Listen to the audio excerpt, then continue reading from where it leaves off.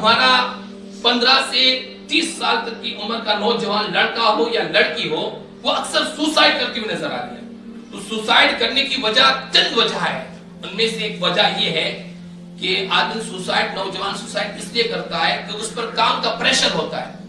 अगर किसी जगह पर वो अच्छी से जॉब करता होता है और वो मालिक, वो सेठ उसको निकाल दे, तो फिर उस पर एक उसके दिल पर, एक दिमाग पर, उसके जहन पर एक प्रेशर बढ़ जाता है और 3-4 महीने तक उसको वो जॉब नहीं मिलती, तो उसको इस तरह के ख्यालात आने लगते हैं कि मैं अपने आप को हलाकत में डाल दूं, मैं सुसाइड कर लूं।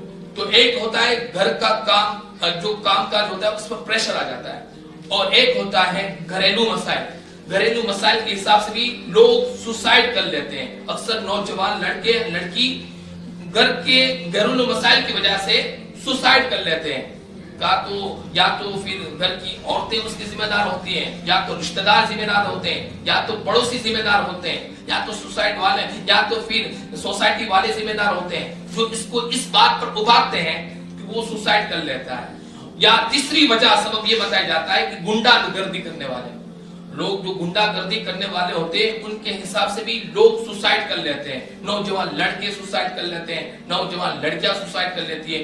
चौथी वजह ये है जो सुसाइड पर लोगों को उभारती है, खास करके हमारी बच्चियों को, लड़कियों को, तो मोबाइल का नाजायज तौर पर लोग इस्तेमाल कर लेते हैं। फिर ब्लैकमेल की सूरत के अंदर अपनी इज्जत के खातिर, अपनी तकरीम के खातिर, अपनी मुआशरे में एक इज्जत के खातिर वो अपने आप को हलाकत में डाल देती है। 4 वजह। और 5वीं वजह है कर्ज।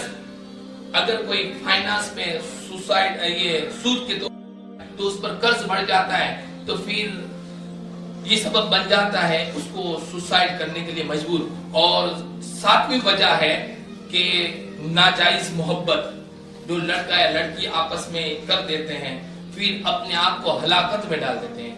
और 8वीं वजह है कि अगर किसी को मर्ज लायक हो जाए, कोई बीमारी लायक हो जाए जिसको बर्दाश्त नहीं कर पाता है, तो फिर वो सुसाइड कर लेता है।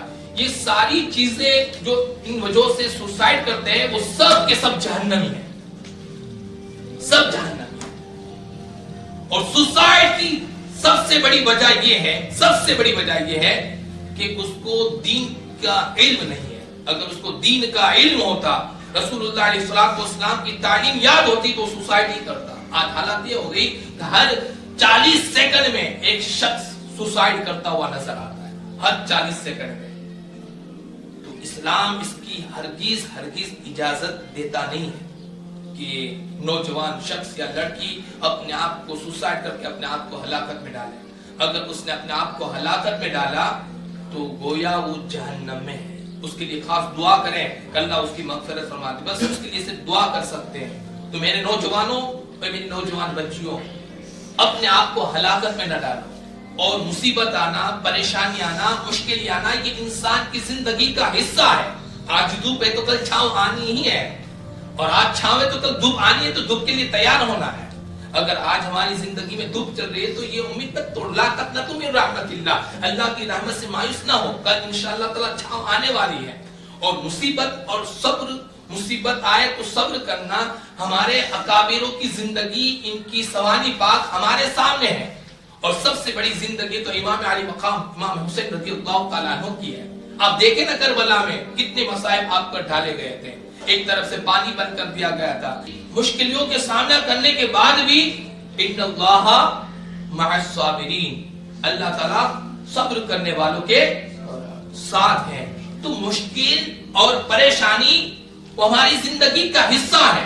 एक शख्स मिला था मुझे, उसने कहा कि भाई मैं भी बिल्कुल डिप्रेशन में आ गया था। डिप्रेशन एक ऐसी बीमारी है जिसके इंसान की जहन में दबाव बढ़ता है, जिससे उसको ख्यालात, बुरे ख्यालात आते हैं। खास करके शैतान उसको बहुत ज्यादा बुरे ख्यालात करते हैं। और कभी आप तन्हा हो घर के अंदर तो तन्हा ना रहा करें, अपने आप को किसी चीज में मशगूल कर दे।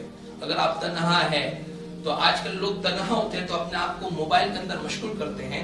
तो आपको अगर मोबाइल में मशगूल होना है तो अच्छी बातों में मशगूल होना, अब अच्छी तकरीर सुने, और वो जो अहले सुन्नत वल जमात हो उन्हीं के बयान सुने, औरों के बयान ना सुने, औरों के बयान हरगिज ना सुने।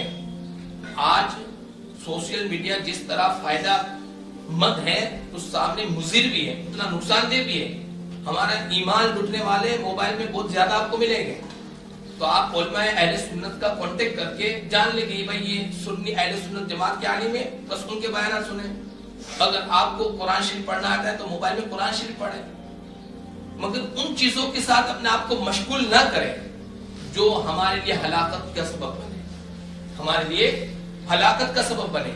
آج دیکھیں بڑے بڑے ہمارے دوست ہوتے ہیں نوجوان، تو وہ سیلیبریٹ کے دیوانے ہوتے ہیں، سیلیبریٹ کے دیوانے ہوتے ہیں نا، جو ٹی وی وغیرہ ٹیلی ویژن میں آتے ہیں ان کے دیوانے ہوتے ہیں، اور اپنا لباس بھی ان کی طرح کر دیتے ہیں. عید کا دن آتا ہے تو ہونا تو یہ چاہیے تھا کہ ہم اپنا لباس پہنیں، اسلامی لباس پہنیں.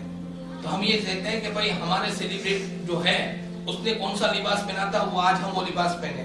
تو وہ لباس پہنتا ہے. آپ ان کو دیکھیں اکثر زیادہ جو سیلیبریٹ جو فلموں میں آتے ہیں وہ آخر میں سوسائڈ کرتے ہیں یا ان کو کینسر کا مرض ہوتا ہے. آپ دیکھیں نا ان کے آخری وقت کو دیکھیں، ان کی ہلاکتوں کو دیکھیں. اچھوں کے ساتھ رہیں گے تو ہمیں گندے خیال نہیں آئیں گے، مگر ہم بروں کی صحبت میں رہیں گے، ان کا فعل اختیار کریں گے تو ہم تو پھر سوسائڈ کرنے والے ہی ہیں. جب ایک معاشرے کے اندر ایک نوجوان لڑکا سوسائڈ کرتا ہے نا، تو ہونا یہ چاہیے کہ ہم یہ فخر سے کہیں کہ ہم کامیاب ہیں. تو یہ جو لبادہ ہم نے کامیابی کا اوڑا ہے اس کو اتار کر سائڈ میں رکھنے چاہیے، اور یہ جو ہم نے عینک چشمے پہن رکھے کامیابی کے اس کو اتار کر دیکھنا چاہیے کہ ہم کامیابی پر کی منزل پر نہیں ہے. کیونکہ آج ہمارے معاشرے کا ایک لڑکے نے سوسائڈ کر لیا ہے، اور جس نے سوسائڈ کیا وہ تو جہنمی ہے. تم اپنے آپ کو ہلاکت میں کیوں ڈالتے ہو؟ ہم رسول اللہ علیہ السلام سے محبت کرنے والے ہیں، مولا علی مشکل کشا کرم اللہ تعالی وجہ الکریم سے محبت کرنے والے. آج ان کی ولادت کا دن ہے تو آپ یہ میسج لے کر جائیں، اور یہ میسج اپنے تک محدود نہ رکھیں، اپنے آپ تک سمت نہ رکھیں. اس میسج کو لوگوں تک پہنچائیں کہ بھائی آپ کو یہ خیالات آتے ہیں تو آپ اپنے توبہ کریں اور اپنے آپ کو اللہ اور اس کے رسول سے وابستہ کر دیں. تو میں یہ بتا رہا تھا کہ ایک شخص تھا، وہ بالکل سوسائڈ کے قریب تھا. اس نے اپنی زبانی کہا کہ میں بالکل سوسائڈ کے قریب تھا، مگر میں جب مجھ سے مسجد جانا شروع کر دیا، اللہ نے میرے ذہن میں جو خیال تھا اس کو دور فرما